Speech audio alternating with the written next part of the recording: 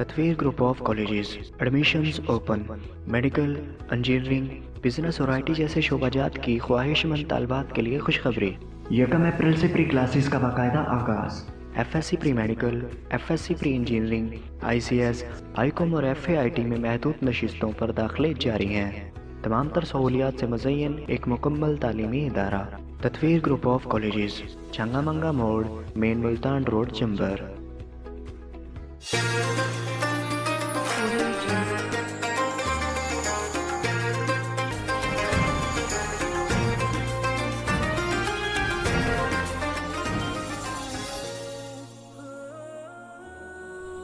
Welcome back to program حقائق۔ ناظرین، آج کے پروگرام میں ہم گفتگو کر رہے ہیں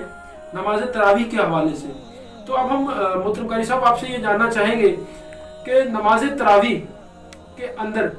قرآن پاک سنانے کا ایک ترتیب اور ایک روٹین ہے ہمارے معاشرے کے اندر کہ حفاظ کرام قرآن مجید سناتے ہیں اور سنتے ہیں، تو اس کی کیا شرعی حیثیت ہے یا ایک ویسے عمل ہے؟ یہ دیکھیں، نماز تراویح کا پڑھنا یہ سنت مؤکدہ ہے، باجماعت نماز تراویح کا ادا کرنا۔ نماز تراویح کے اندر قرآن مجید کا مکمل کرنا، یہ بھی مختلف حضرات صحابہ کرام اور تابعین کے اتفاق سے یہ بات یہ بھی ثابت ہے۔ چنانچہ اس پر بھی امت کے علماء نے اس کو سنت مؤکدہ قرار دیا ہے کہ ایک دفعہ پورے رمضان کے اندر رمضان شریف کی تراویحوں میں قرآن مجید کا مکمل سنانا یا سننا یہ سنت مؤکدہ ہوتا ہے۔ اس کا بھی اہتمام کرنا امت مسلمہ کے لیے ضروری ہے۔ ہاں، اگر کسی علاقے کے اندر لوگ اتنے سست اور کاہل ہوں کہ وہ قرآن پاک مکمل نہیں سن سکتے ہیں،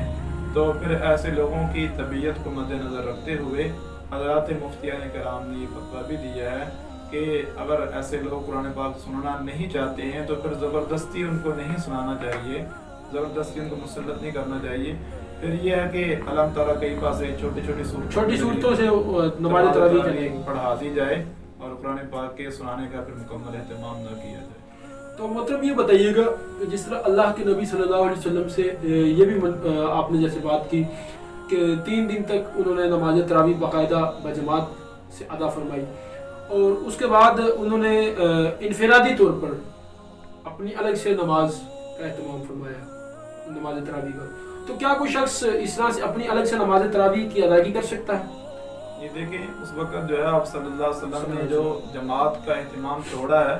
اس کی وجہ یہ ہے کہ اللہ کے نبی نے اس کی وجہ ساتھ بتا دی کہ میں نے اس لیے نہیں پڑھائی تاکہ تمہارے اوپر کہیں یہ فرض نہ ہو جائے، پھر تم مشقت میں پڑ جاؤ گے۔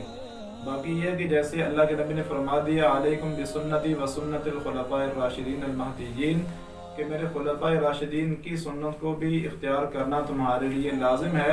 تو پھر جب فاروق اعظم رضی اللہ تعالیٰ عنہ نے اس کی باجماعت نماز تراویح کا اہتمام سارے صحابہ کے اتفاق سے کروا دیا، اب اس کے بعد جماعت کے ساتھ ہی اس کا پڑھنا ضروری ہو جاتا ہے۔ اور اتنا ضرور ہے کہ اگر کوئی آدمی کسی مجبوری کی وجہ سے جماعت کے ساتھ نہیں شریک ہو سکا ہے یا لیٹ ہو گیا، جماعت میں نماز نہیں پڑھ سکا ہے، تراویح نہیں پڑھ سکا ہے، تو اس کے لیے بھی حکم یہی ہے کہ وہ بعد میں پھر اکیلا اپنی ادا کرے۔ تو محترم یہ بتائیے کہ جو موجودہ صورتحال ہے، یہ جو وبا کی صورتحال ہمارے ملک کے اندر بلکہ پوری دنیا کے اندر پھیلی ہوئی ہے، تو اس زمن میں پھر کیا احکامات اور کیا ہدایات ہیں؟ یہ آپ کے سوال سے پہلے میں ایک اپنے ناظرین کو ایک مسئلہ بھی بتانا چاہوں گا، وہ یہ کہ بعض لوگ جو ہیں وہ یہ خیال کرتے ہیں کہ نماز تراویح پڑھنے سے روزہ لازم ہو جاتا ہے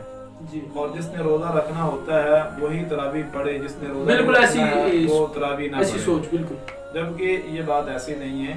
یہ ایسا ہی ہے کہ نماز تراویح کا پڑھنا الگ سے ضروری ہے اور روزے کا رکھنا روزے کی فرضیت الگ سے فرضیت ہے۔ جیسے آدمی روزہ رکھ لیتا ہے تو روزہ رکھنا الگ سے فرض ہے اور نماز پڑھنا الگ سے فرض ہے، ایسے ہی تراویح الگ سے عمل ہے، مسنون عمل ہے، اور روزہ جو ہے وہ الگ سے فرض عمل ہے۔ روزہ تو فرض ہے نا، وہ تو کسی بھی حال میں معاف۔ اگر کوئی آدمی روزہ بالفرض نہیں رکھ سکتا سفر کی وجہ سے یا کسی ایسی مہلک بیماری کے اندر مبتلا ہو گیا کہ جس کی وجہ سے اس کے اوپر فی الحال روزہ معاف ہو گیا، اس سے بعد میں وہ اس کی قضا کرے گا، تو اس کے اوپر بھی تراویح کا پڑھنا ضروری ہوتا ہے، وہ بھی تراویح پڑھے گا۔ تو جو موجودہ صورتحال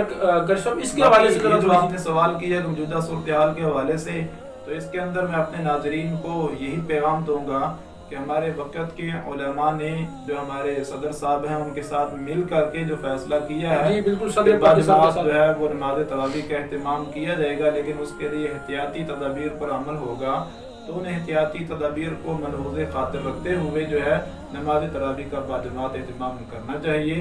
اور باجماعت اس کو ادا کرنا چاہیے۔ جی بہت شکریہ، ہمارے ساتھ آج کے پروگرام میں موجود تھے محترم قاری ذوالفقار نقشبندی صاحب۔